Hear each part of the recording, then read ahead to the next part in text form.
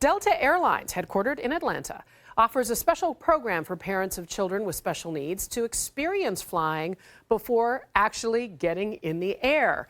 Delta calls them mock tours. We went inside to see what it's like. Are you ready, Daniel? Meet the Nashes. Tanya and Jamie Nash have two sons on the autism spectrum. We like MDA. Yes. Daniel, 11, Nikki, 5, were both diagnosed at 3 years old. They were showing signs of developmental delays, like Daniel not speaking and having trouble adjusting to changes in routine. Nikki getting frustrated easily and having what his parents call meltdowns.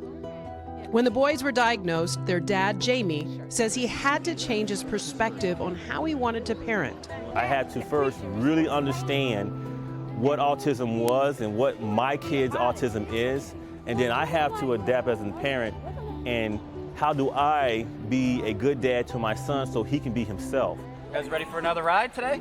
The Nashes are getting ready to take flight, but it's just pretend for now. They're getting ready for the real trip this summer. If he says he's comfortable with flying and I'm ready to go for a flight, We'll do a short one. Delta offers people with autism and their family members their own so-called mock tours or flight rehearsals once a month. Pilots and flight attendants volunteer to help families get familiar with the travel process, like going through security, good job, buddy. walking around the terminal. Then they go on to the sensory room, a quiet and fun place that helps families get ready for takeoff. Inside the room, parents find a mini ball pit, bubbling water sculpture, and an activity panel that helps kids stay occupied. Welcome to 55123 with service to Atlantaville. Delta says there are about 30 people, including parents and children with special needs, on each tour. We're gonna go that way, okay? You guys make yourself at home, all right? Captain Eric Reese volunteers each month, helping parents learn how to prepare their kids for flights. He says these tours mean a lot to him. He has a very special tie to autism. With my experience as an airline pilot and also my experience as a dad with a child on the spectrum, I thought I could just really help these families prepare for travel. Did you like sitting in the cockpit? Yeah.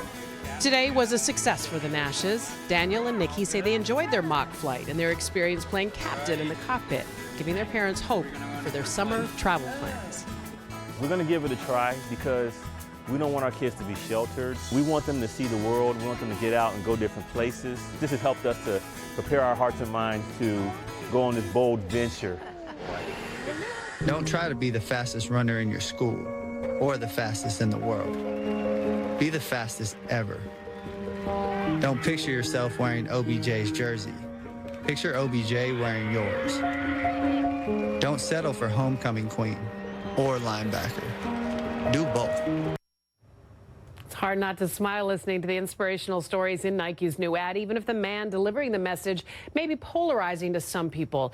The commercial showcases some of our most well-known athletes, but it features everyday role models who have reached their dreams, like that young wrestler without legs, a basketball player in a wheelchair, and the incredible girl from Michigan who is both homecoming queen and linebacker for her high school football team. Alicia Walcott joins me now, and I watched you smile when you heard Kaepernick say, you don't have to be homecoming queen, don't settle for homecoming queen or linebacker, be both. And that's just what you did. Does that still feel great to you? Absolutely, it does. It feels like a dream come true. But it's so interesting to think about this because that's in your past. What's in your present is you went on to play semi-pro ball. You're an assistant coach now yourself. This is your reality. Do you see yourself, Alicia, as a role model or no? To an extent, yes. I know my goal is to be able to be a role model for younger girls and I guess just younger people everywhere. And I want to be that role model that tells people that and shows them that you can do anything you set your mind to, like regardless of what other people say. Did they call you crazy along the path when you were on your way to do all of those things you wanted to do? I've heard it once or twice, people that said that you can't play football because you're a girl. Or things about like how girls shouldn't be out on the football field, but I chose to prove them wrong.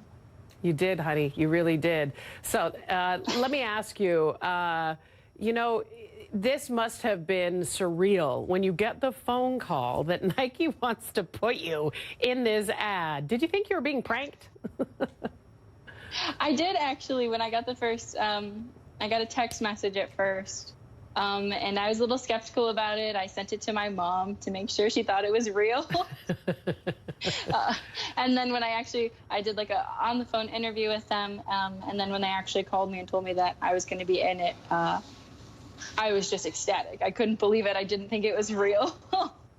What is it like when you see the ad now, when you see all of those tremendous stories, everyday people? It's not just about Serena and Colin and the greats. It's about everyday athletes who use their bodies to defy the odds. It's absolutely unbelievable. It is so surreal that I get to be a part of a commercial with such a powerful, strong message that I do believe in, with the big names and the everyday people just like myself.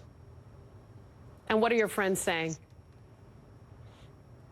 My friends are very supportive of it. All of my friends and family in my community has really come behind me, and I've all gotten text messages and calls saying how proud they are of me and how excited they are that I got to be a part of this.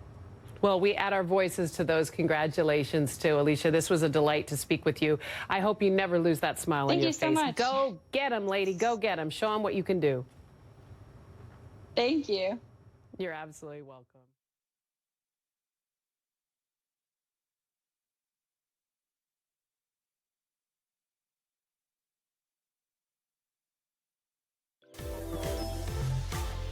So that longing for a new iPhone, are you kind of filled to the gills with it? Going, no, I kind of like my current one.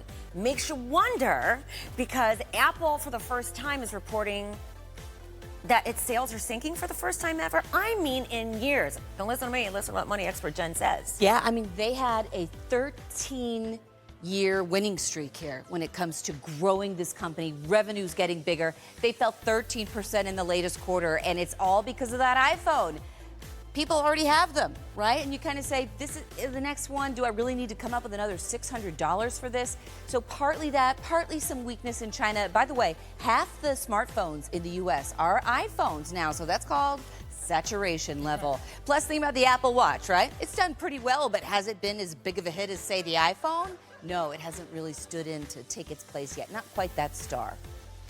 So Chobani workers just got a big surprise. They're getting a piece of the company. Look, I'm doing a little Oprah there. Look under your seat. You've got a stake in the company. Here's the thing, though. They're a private company, so it's not really worth anything yet. But it's kind of like a yogurt company going high tech. That's something you think about, like Apple, or long ago in the garage. Chobani's founder says he's giving these workers stock because they put their heart and soul into it. So if the private company ever does issue stock in an IPO, some could become millionaires depending on how long they've been there. Apparently, the average payout is about $150,000, according to reports.